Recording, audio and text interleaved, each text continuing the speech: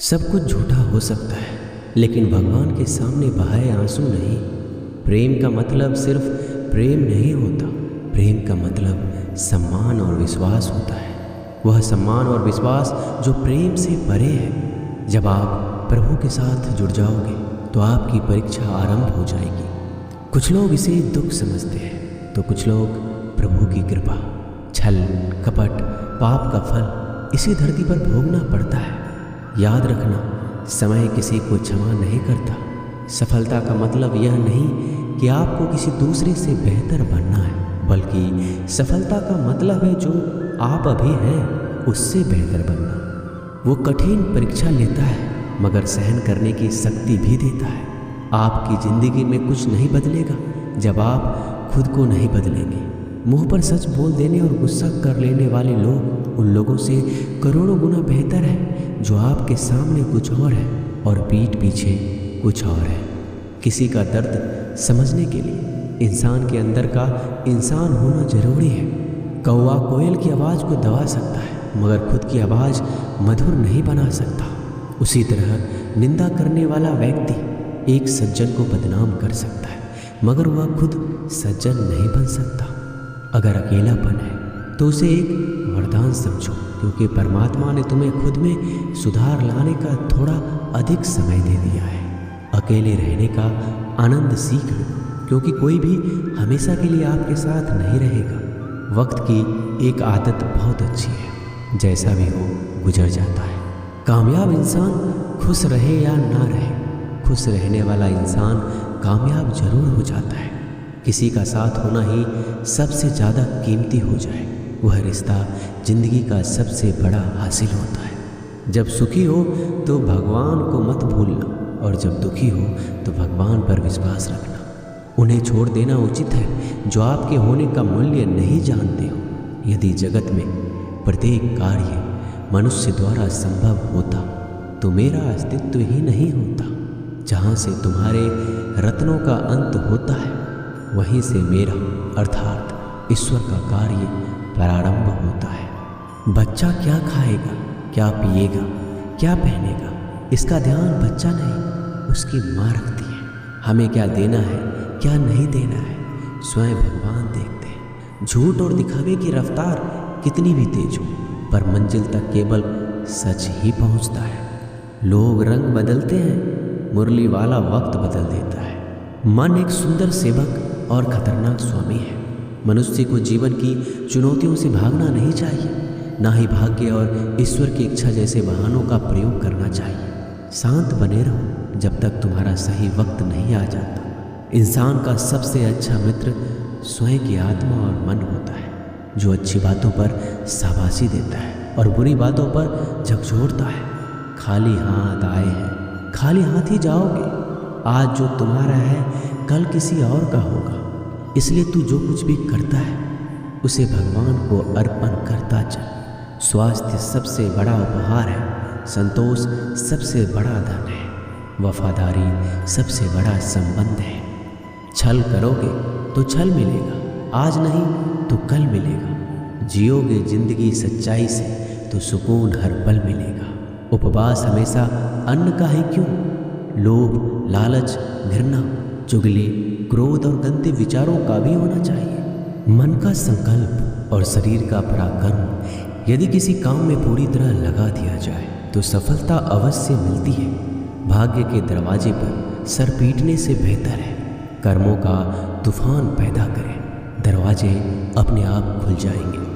क्रोध की अवस्था में भ्रम जन्म लेता है, ब्रह्म बुद्धि को नष्ट कर देता है। बुद्धि के नष्ट होते ही व्यक्ति का पतन हो जाता है। पानी मर्यादा छोड़े तो विनाश होता है, यदि पानी मर्यादा छोड़े तो सर्वनाश होता है। किसी को धोखा देना एक कर्ज है जो आपको किसी और के हाथों एक दिन जरूर मिलेगा। कलयुग है, हमेशा तैयारी के साथ ही रहना। मौसम और इंसान कब बदल जाए इसका कोई भरोसा नहीं। भगवान कहते हैं तुम मेरी ओर देखोगे, मैं भी तुम्हारी ओर देखूंगा। तुम जिस भाव से मुझे याद करोगे उसी भाव से मैं तुम्हारे पास आऊँगा। बदला लेने के लिए मत सोचो, आराम से बैठो। जिन लोगों ने आपके साथ बुरा किया है अंत में उनके साथ भी बुरा ही होगा। इस दुनिया में जुनून जैसा कोई आग नहीं है, मूर्खता जैसा कोई जाल नहीं है, नफरत जैसा कोई दरिंदा नहीं है और लालच जैसी कोई धार नहीं है। प्रसन्नता का कोई मार्ग नहीं है, बल्कि प्रसन्नता ही एक मार्ग है। अगर आप सही दिशा में हैं तो चिंता मत कीजिए, बल्कि उस दिशा में चलते रहिए। ऐसा करने से अवश्य ही आप अपने लक्ष्य को प्राप्त कर लेंगे। इस पूरी दुनिया में सबसे ज़्यादा कीमती है समय, इसलिए बर्बाद ना करें, नहीं तो अंत में आपको पछतावे के अलावा कुछ नहीं मिलेगा। जिंदगी में अपनी तुलना किसी से मत करो। जैसे चांद और सूरज की तुलना नहीं की जा सकती, क्योंकि दोनों ही अपने वक्त पर चमकते हैं। यदि किसी काम को करने में डर लगे तो याद रखना, ये डर संकेत है कि आपका काम वाकई में बहादुरी से भरा है। ख्वाब जिनके ऊंचे और मस्त होते हैं, इम्तिहान भी उनके ज़बरदस्त होते हैं, हौसले भी उनके कई बार पस्त होते हैं, लेकिन जुनून में वह मदमस्त होते हैं।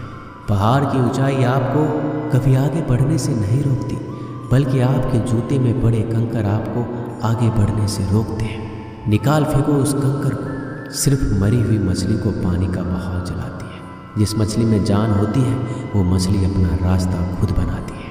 अपने हौसले को ये मत बताओ कि तुम्हारी परेशानी कितनी बड़ी है, अपनी परेशानी को बताओ कि तुम्हारे हौसले कितने बड़े हैं। सफल वो नहीं जो अपने दुश्मनों पर विजय प्राप्त करता है, बल्कि सफल तो वो है जो अपनी इच्छाओं पर भी विजय प्राप्त करता है। अगर केवल इसलिए आपने अपने सपनों पर काम करना बंद कर दिया है क्योंकि किसी को लगता है कि आप उसे नहीं कर सकते, तो वो आपका सपना नहीं है, वो बस आपकी एक छोटी सी इच्छा है। जो लोग आपको नज़दीक से नहीं जानते, उनकी बातों को दिल पर मत लो, आगे बढ़ो और कुछ करके दिखाओ। ज़िंदगी में अच्छे लोगों की तलाश मत करो, बल्कि खुद अच्छे बन जाओ।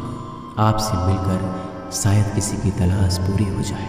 यदि आप उड़ नहीं सकते तो दौड़ो, यदि आप दौड़ नहीं सकते तो चलो, अगर आप चल नहीं सकते तो रेंगते हुए चलो, लेकिन हमेशा आगे बढ़ते रहो। एक बार गुरु ने अपने शिष्य से पूछा, क्या आप जानते हैं हमारे अंदर एक बड़ा युद्ध निरंतर चल रहा है। जब सारे शिष्य चुप रहे तब गुरुजी बोले, वास्तव में सबसे बड़ी लड़ाई हमारे अंदर दो भेड़ियों की है। एक काला भेड़िया जो क्रोध, हिंसा, अहंकार, दुख, गलानी, लालच, चोर, झूठ की भाषा बोलता है। दूसरा सफ़ेद भेड़िया जो आनंद, प्रेम, दया, विचार और सद्भावना की भाषा बोलता है। इसी लड़ाई के शोर में हम पहले से मौजूद मन की शांति भूलकर उसे कहीं और ढूंढने की कोशिश करते हैं। गुरु ने कहा, हमें इस लड़ाई के शोर से कोई नहीं बचा सकता। ये लड़ाई मेरे अंदर ही चलती है और ये आपके अंदर भी है। शिष्यों ने गुरु की बात ध्यान से सुनी और पूछा, गुरुजी, तो इस लड़ाई में जीत किसकी होगी? गुरुजी ने कहा, वही भेड़िया जीतेगा जिसे तुम खाना दोगे। खाना देने का मतलब है हमारे पास शक्ति है ध्यान देने की। हम जिस भेड़ियों की बातों पर ध्यान देंगे वो बड़ा ताकतवर होता जाएगा। इसलिए हमेशा क्रोध से पहले दया चुनना चाहिए, लालच से पहले उदारता, चिंता से पहले शांति और स्थिरता जोड़नी चाहिए और चलन से पहले सद्भावना को चुनना चाहिए। ऐसा करते करते हमारा मन अपने आप आनंदित रहने लगता है। जैसे शरीर को आराम दिया जाए तो वो ठीक होने लगता है, वैसे ही मन की शोर से आराम मिलता है, तब वो खुद ब खुद निर्मल हो जाता है।